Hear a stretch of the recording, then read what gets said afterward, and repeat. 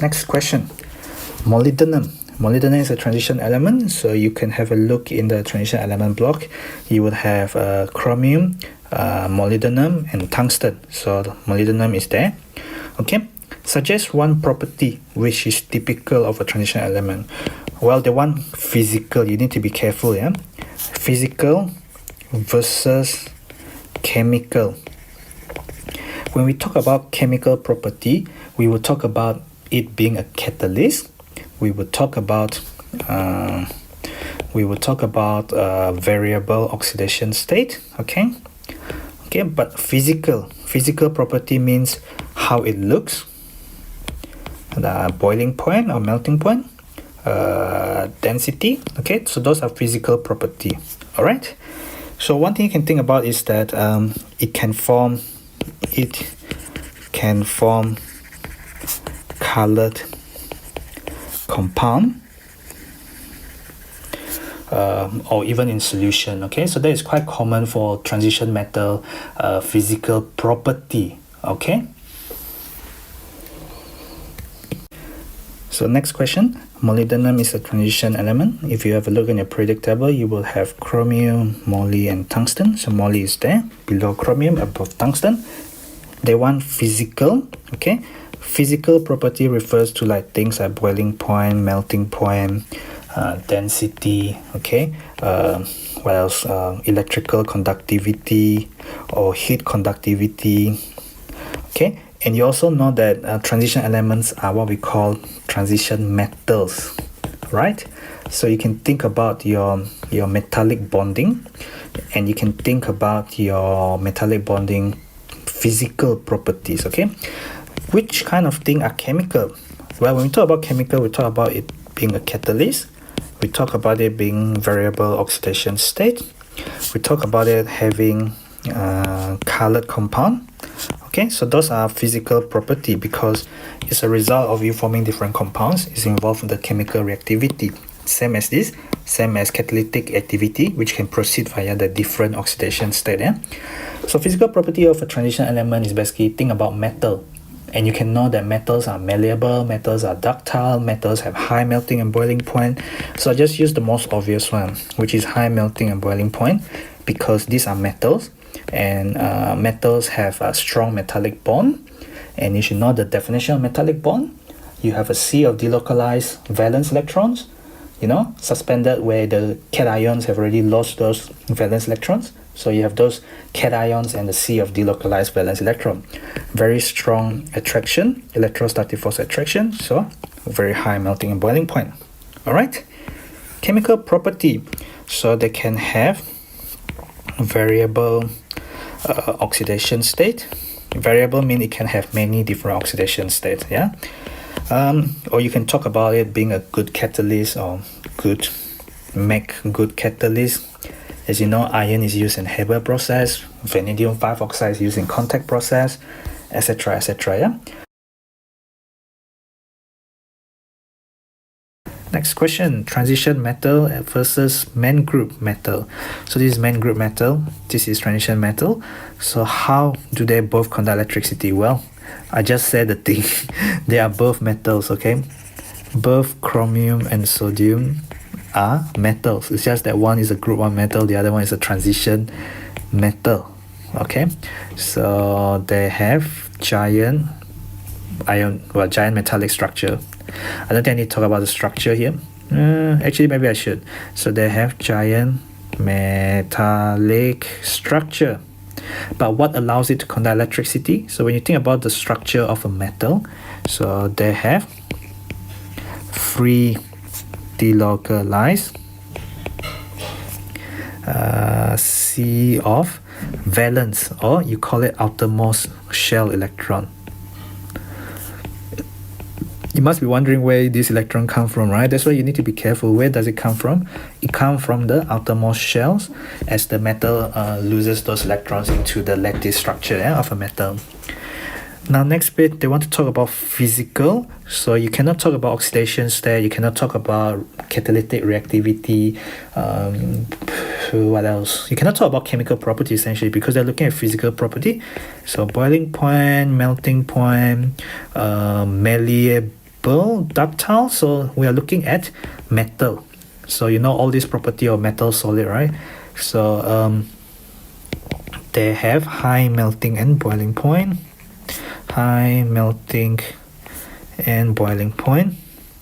I know sometimes you can talk about well, hang on. They want differences, so they don't want similarity. I nearly get tricked there, okay? You need to be very careful, okay? In fact, differences, you should know that sodium floats on water.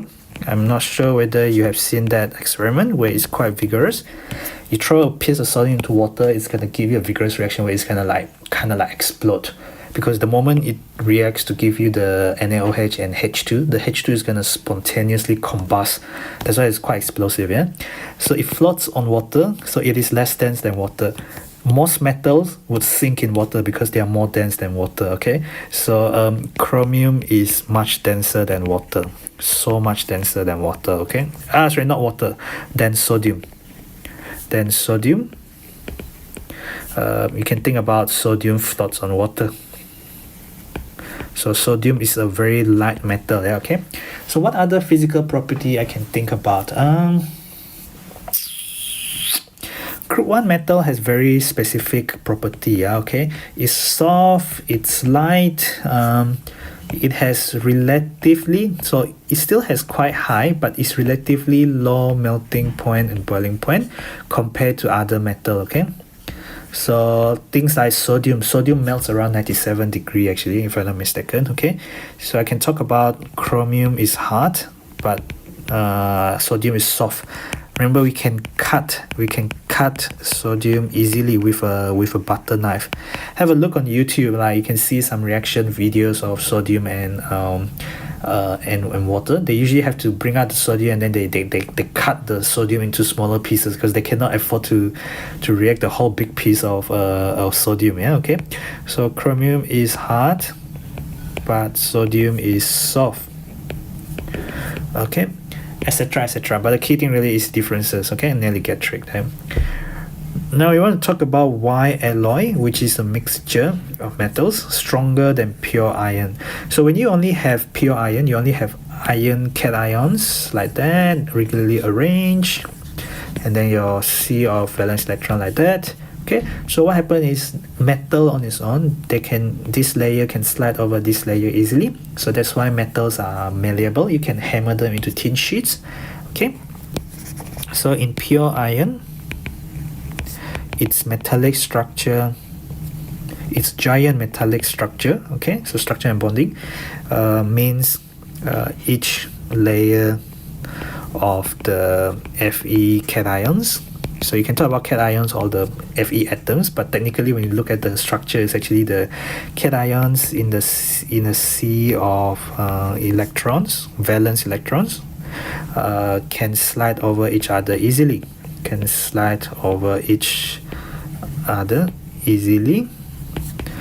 But in the alloy,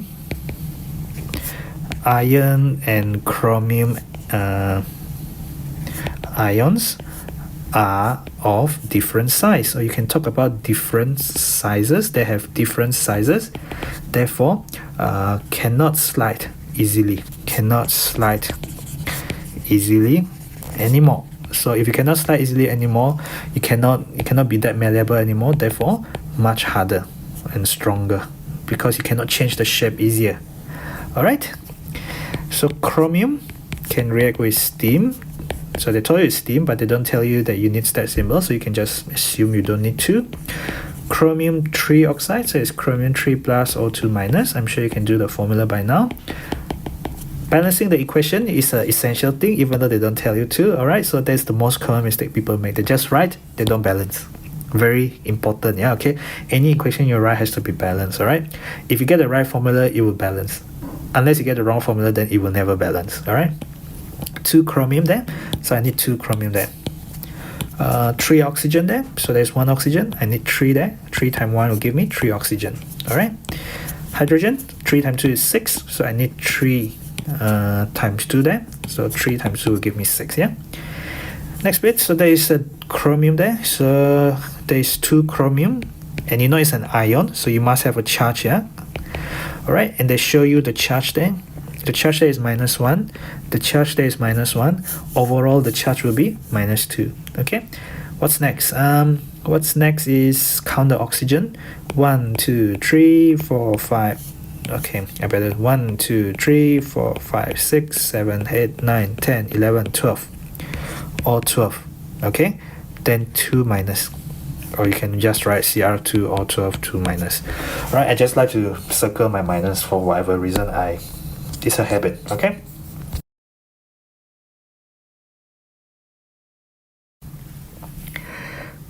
So you want to name a catalyst, which is a compound. So you don't want the metal itself, you want a compound. State the reaction it catalyzes. You know, for Haber process, you use iron, which is an element, not a compound. So you cannot give the Haber reaction here because they want a compound of a transition element. So one thing you can think about is vanadium 5 oxide. They don't want the formula, but the formula will have told you that vanadium is +5 oxidation state. If you work out oxidation state correctly, but I'm assuming you've done oxidation state, which you might not have done in O level, but the 5 there, the V there refers to +5 vanadium, yeah? So the reaction it catalyzes is specifically this one. The SO2 reacting with O2, giving you the SO3. In fact, it is not a complete reaction, it's a reversible reaction. And I could just balance the equation like that. 2 sulfur, 6 oxygen, 4 oxygen plus 2 that give you 6 oxygen.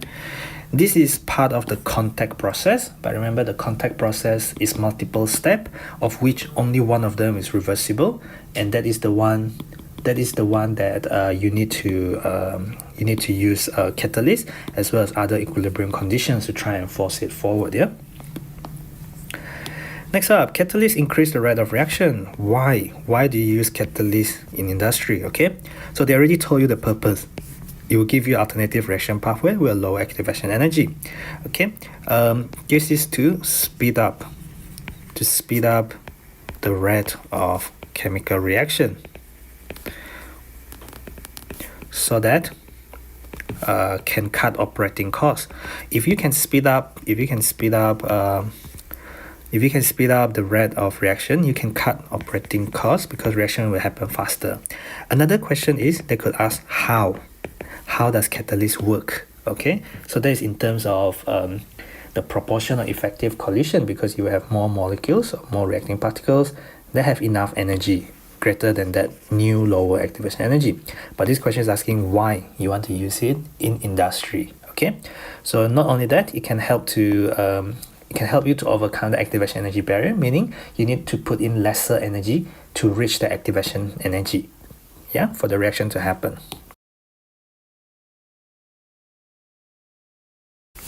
Next bit, titanium is a metallic element. So physical refers to boiling point, melting point, density, and this is a metallic element. It's a transition element.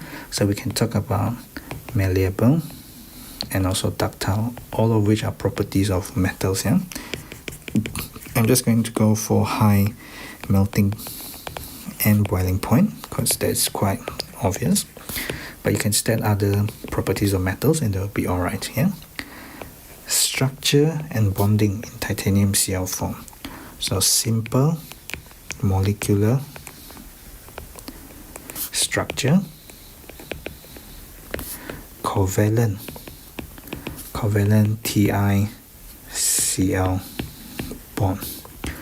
Okay, that's why it has low boiling point here, because you got simple molecular structure. Covalent TiCl bond, maybe I should just say covalent bond, because you not necessarily know it's single anyway, right? Covalent bond and weak van der Waals between TiCl4 molecules. So this one is covalent bond in TiCl4. This one is between the molecule, so you got to be careful. So they want the one in, they don't want the one between. So it's covalent bond in there, but it has low boiling point because of this weak van der Waals between the TiCl4. This van der Waals is also known as intermolecular forces. So I know some schools you wouldn't have specified it. You learn it as weak intermolecular forces, and that's perfectly fine. Yeah. TiCl4 reacts with water to give you HCl plus TiO2. Alright, there are 4 chlorine there. You need 4 chlorine in order to balance it. There are 4 hydrogen there. There's already 2 in water. You need 2 to balance that. You got 2 oxygen there. There got 2 oxygen there. Do not forget your stat symbols. This is a liquid because they just told you, not here, but here. You gotta read the whole question, yeah? Water is a liquid. HCl, when you have HCl, it's not a liquid. It is in water. It's hydrochloric acid, so it's aqueous.